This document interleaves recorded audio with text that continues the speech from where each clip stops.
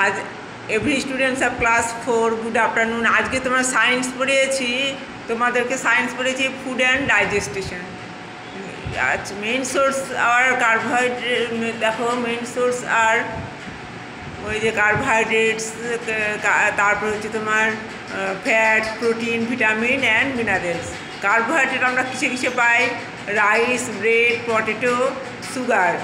আচ্ছা, ফ্যাট কিসে কিসে পাই আমরা? অয়েল, ঘি, বাটার, নাটস, এসব থেকে আমরা ফ্যাট পেয়ে থাকি। প্রোটিন আমরা কিসে কিসে থেকে পাই?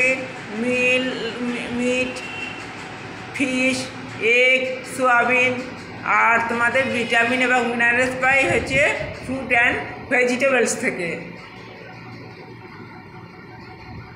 এগুলো আমাদের বেঁচে থাকার জন্য খুবই প্রয়োজন। এগুলো আমরা খাদ্য হিসাবে না পেলে আমাদের সুস্থভাবে বেঁচে থাকা অসম্ভব।